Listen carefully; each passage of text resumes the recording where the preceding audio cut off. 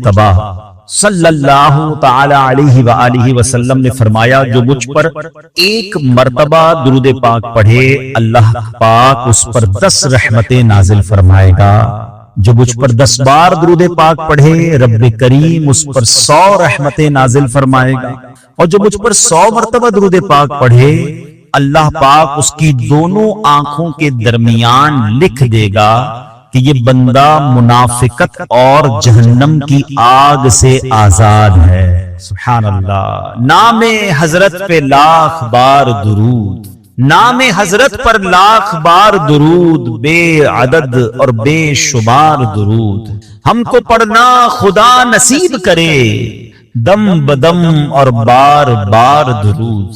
مومنو آپ پر پڑھے جاؤ با ادب اور با وقار درود، جو محب نبی ہے اے کافی، جو محب نبی ہے اے کافی، چاہیے اس کو بار بار درود۔ ذرا غور کیجئے کہ 100 بار درود پاک پڑھنے میں وقت ہی کتنا لگتا ہے، انعام کتنا بڑا ہے کہ اس کی دونوں آنکھوں کے درمیان یہ لکھ دیا جاتا ہے کہ یہ بندہ منافقت اور جہنم کی آگ سے آزاد ہے۔ الصلاۃ والسلام علیک یا رسول اللہ، یہ بھی درود پاک ہے۔ صلی اللہ تعالی علی محمد صلی اللہ علیہ وسلم، یہ بھی درود پاک۔ آپ اگر شارٹ سے مختصر سے درود پاک پڑھنا شروع کریں تو غالباً 15 سے 20 منٹ میکسیمم آپ کے 100 درود پاک پورے ہو جائیں گے، اور انعام اتنا بڑا۔ میں چوٹ کرنے کے لیے کہتا ہوں، اگر ہمیں یہ کہا جائے کہ جناب 100 بار جو درود پاک پڑھے گا اس کو 10,000 روپے ملیں گے، بندہ کہے یار 15 منٹ میں 10,000 روپے، 1000 بار درود پاک پڑھے گا تو 1,00,000 روپے ملیں گے۔ سبحان اللہ۔ اب دنیا کا اگر کوئی انعام اعلان کر دیا جائے تو سارے لوگ اسے کرنے کے لیے تیار ہو جاتے ہیں۔ یہ آخرت کا کتنا بڑا انعام ہے، ہر درود پر 10 رحمتیں۔ آپ یقین کریں کروڑوں روپے خرچ کر کے بھی ایک رحمت نہیں خریدی جا سکتی، اللہ نہ چاہے جس پر رحمت کون رحمت لے سکتا، مگر درود پاک سبحان اللہ ہر درود پر رحمتیں برس رہی ہیں۔ اس وقت جو حالات چل رہے ہیں، معاملات چل رہے ہیں، ہم سب چاہتے ہیں ہماری بھی حفاظت رہے، ہمارے بچوں کی، ہمارے کاروبار کی، ہمارے گھر بار کی حفاظت رہے، ہم سفر پر جائیں تو خیر سے جائیں، واپس بھی خیر سے آئیں۔ تو سبحان اللہ مجھے بتائیے جس پر رحمت الہی برستی رہے تو اس کی کیسی حفاظت ہو جائے گی؟ تو گھر سے نکلے تو درود پڑھیں، سفر میں درود پڑھیں، بچوں کو کہیں کہ وہ گھر پہ درود پاک پڑھیں، تو انشاءاللہ یہ سارا رحمتوں کا حصار جو ہے ہمارے ارد گرد رہے گا۔ اللہ مجھے بھی اور آپ کو بھی کثرت سے درود پاک پڑھنے کی توفیق عطا فرمائے۔ آئیے مل کر محبت کے ساتھ بآواز بلند درود پاک پڑھ لیں۔ صلو علی الحبیب صلی اللہ تعالی علی محمد صلی اللہ علیہ وسلم۔ نبی کی شان میں ہو جس قدر درود پڑھو، محبوں پاؤ گے جنت میں گھر درود پڑھو۔ 1000 درد کو یہ ایک دوا کفایت ہے، 1000 درد کو یہ ایک دوا کفایت ہے، جو پیش آئے ذرا بھی خطر درود پڑھو۔ ایک بار پھر درود پاک پڑھ لے۔ صلو علی الحبیب صلی اللہ تعالی علی محمد صلی اللہ علیہ وسلم۔ میرے پیارے اسلامی بھائیو، علامہ ابن حجر رحمت اللہ تعالی فرماتے ہیں درود پاک ایک نیکی نہیں ہے۔ سبحان اللہ، ہم درود پڑھتے بعضوں کا سمجھتے ہیں ایک نیکی کمالی، یہ کئی نیکیوں کا مجموعہ ہے۔ درود پڑھنے سے ایمان تازہ ہوتا ہے، یہ ایک نیکی۔ درود کی برکت سے نبی پاک علیہ السلام پر یقین بڑھتا ہے، یہ دوسری نیکی۔ درود پاک پڑھنے میں تعظیم مصطفیٰ ہے، ریسپیکٹ آف رسول اللہ صلی اللہ علیہ وسلم ہے، یہ تیسری نیکی۔ درود پاک پڑھنے سے آخرت پر ایمان پکا ہوتا ہے، یہ چوتھی نیکی۔ درود پاک میں نبی پاک علیہ السلام کے احسانات کا ذکر ہے، یہ پانچویں نیکی۔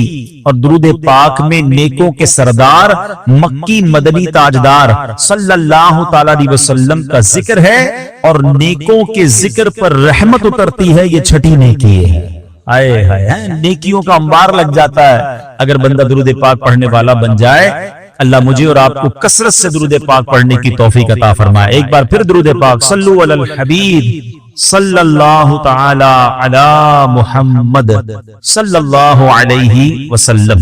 ایک واقعہ بڑا مشہور واقعہ ہے اور قرآنی واقعہ ہے، کئی بار ہم نے سنا ہوگا۔ ایک عظیم خاندان کی یاد بہت زور سے، بڑی زور و شور سے دنیا بھر میں اس کا ذکر شروع ہو جاتا ہے، اور وہ عظیم خاندان ہے حضرت ابراہیم علیہ نبینا علیہ السلام کا خاندان. حضرت ابراہیم کی یاد ہے, حضرت اسماعیل کی یاد ہے, بی بی ہاجرہ کی یاد ہے. مسلمان حج کو جا رہے ہیں, اس میں بھی حضرت ابراہیم اور ان کے خاندان کی یادیں ہیں, اور جب قربانی کرتے ہیں تب بھی حضرت ابراہیم اور حضرت اسماعیل کی یادیں ہیں. کیا خاندان ہے.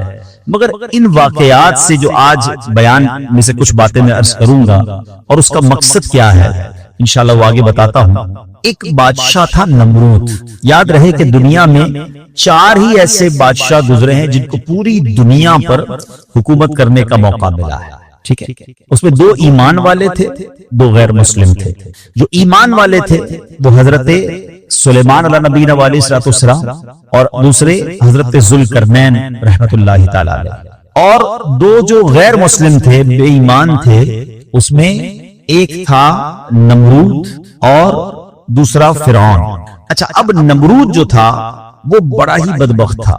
ایک تو خدائی کا دعوے دار بھی ہو جاتا تھا, اور نمرود نے حضرت ابراہیم علیہ نبینا علیہ السلام کو بھی اپنی طرف بلانے کی کوشش کی کہ وہ بھی اس کی بات مانے. حضرت ابراہیم علیہ السلام اس کی بات نہیں مانتے تھے, وہ اللہ وحدہ لا شریک کی بات کرتے تھے. نمرود خدائی کا دعویٰ کرتا تھا. بڑے طویل واقعات ہیں کہ کس طرح نمرود کے دربار میں رہ کر حضرت ابراہیم نے حق کی دعوت دی. نمرود نے کہا کہ میں خدا ہوں, تو آپ نے فرمایا خدا تو وہ ہے جو زندہ کرتا ہے. تو نمرود نے کیا کیا, ایک بندہ جس کو سزائے موت سنا دی گئی تھی اس کو جیل سے نکال کے رہا کر دیا. کہا دیکھو میں نے بھی زندہ کر دیا, اس کی تو موت لکھی ہوئی تھی نا, سزائے موت ہو گئی تھی, میں نے اس کو فارغ کر دیا. آپ نے فرمایا اللہ تو وہ ہے جو موت دیتا ہے. تو اس نے ایک عام بندے کو پکڑا, اس کو قتل کا حکم دے دیا, اس کو مار دیا. کہ موت تو میں بھی دیتا ہوں. حضرت ابراہیم علیہ السلام نے کہا کہ میرا رب وہ ہے جو مشرق سے سورج کو نکال کر مغرب میں طلوع کرتا ہے, اگر تو خدا ہے تو مغرب سے نکال کر دکھا. اب اس کے پاس کوئی جواب نہیں تھا, یہ کیسے کر سکتا ہے. تو بہرحال کمال کا جذبہ تھا, کمال کا یقین تھا اللہ وحدہ لا شریک پر, ایسا یقین سبحان اللہ. اب جب نمرود نے دیکھا کہ کوئی بات یہ ماننے کے لیے تیار نہیں ہے, تو ان بدبختوں نے یہ فیصلہ کیا کہ حضرت ابراہیم علیہ السلام کو آگ میں ڈال دیا جائے. اچھا وہ کوئی نارمل آگ نہیں تھی, ایسی آگ نہیں تھی کہ لکڑیاں لگائیں اور جناب بندے کو ڈالنا ہے. ایک ایسی آگ تھی کہ جو اس وقت تک اتنی بڑی آگ لگائی نہیں گئی تھی, اور ایسی آگ تھی کہ کوئی پرندہ بھی اوپر سے گزرتا تھا تو وہ گزر نہیں پاتا, جل کے اس کے اندر کوئلہ بن جاتا تھا. اور حضرت ابراہیم علیہ السلام کو اس آگ میں پھینکا جانے لگا. دیکھیں آج بھی اگر کوئی جیل میں قید ہونا, سزا سنا بھی دی گئی ہو, تو اس کو یقین ہوتا ہے کہ کوئی نہ کوئی راستہ نکل آئے گا, ضمانت ہو جائے گی. یہاں تک کہ سزائے موت کے قیدیوں کو بھی یقین ہوتا ہے کہ چلے کوئی نہ کوئی چانس ہوگا, کوئی سزا معاف ہو جائے گی, کوئی عمر قید میں تبدیلی ہو جائے گی. سنا ہے پاکستان کی جیلوں میں کئی سال سے لوگ ہیں سزائے موت کے قیدی ہیں, مگر ان کو سزائے موت نہیں ہو رہی. تو کوئی نہ کوئی یقین یا امید رہتی ہے. وہ حضرت ابراہیم علیہ السلام کو آگ میں پھینک دیا گیا, اپنی طرف سے اچھال دیا گیا. تو جبریل امین آئے اور آ کر کہا کہ اے ابراہیم کوئی حاجت ہو تو بتائیں. حضرت ابراہیم علیہ السلام کہتے ہیں مجھے تم سے کوئی حاجت نہیں ہے. کہا پھر جس سے حاجت ہے اس کو بتا دینا, اللہ رب العالمین کی بارگاہ میں تو عرض کریں. تو آپ نے کہا حسبی من سؤالی علمہ بحالی, اے جبرائیل میں کس حال میں ہوں میرا رب کریم جانتا ہے, اس کا جاننا میرے مانگنے سے بہتر ہے. اب یقین کا لیول تو دیکھیں نا, اللہ دیکھ رہا ہے نا, میرے مانگنے سے بہتر یہ کہ وہ جانتا ہے. اس نے دیکھا ہے, اسے معلوم ہے مجھے آگ میں ڈالا جا رہا ہے, اگر وہ راضی تو میں بھی راضی. پنجابی شاعر کہتے ہیں نا, جے سونا میرے دکھ وچ راضی میں سکھ نو چلے پاوا ہوں. اگر میرا مالک میرے دکھ میں راضی ہے تو میں نے سکھ کو کیا کرنا ہے. یہ کیسا یقین تھا. مگر اس یقین کا نتیجہ کیا نکلا کہ قرآن میں رب فرماتا ہے یا نار کونی برداً و سلاما علی ابراہیم. پھر آگ کو رب نے کیا حکم دیا, ذرا سمجھیے گا بات کو. اللہ کی قدرت کا کیسا نظارہ ہے اس واقعے میں. مجھے بتائیے آگ کا کام کیا ہے. آگ کا کام تو جلانا ہی ہے نا. عقل بھی کہتی ہے, سائنس بھی کہتی ہے, تجربہ بھی کہتا ہے, جب بھی آگ ہے کوئی چیز ڈالو جلی جاتی ہے. مگر اسی آگ کو رب نے کیا حکم دیا, اے آگ ابراہیم پر ٹھنڈی اور سلامتی والی ہو جا. اللہ اکبر. حضرت ابراہیم کا ایمان ایسا تھا, یقین ایسا تھا کہ اتنی بڑی آگ جو ہے حضرت ابراہیم کے لیے گلزار بن جاتی ہے, باغ بن جاتی ہے. اچھا پھر ہوا کیا کہ نمرود جو ہے کچھ دنوں کے بعد, ایسا نہیں فوراً, کچھ دنوں تک آگ جلتی رہی. حضرت ابراہیم اس میں ڈالے جا چکے تھے. نمرود نے سوچا دیکھوں تو صحیح کہ ابراہیم کا حال کیا ہوا ہے. وہ اپنے محل کی چھت پر چڑھ گیا, اور چھت پر چڑھنے کے بعد اس نے آگ کی طرف دیکھا.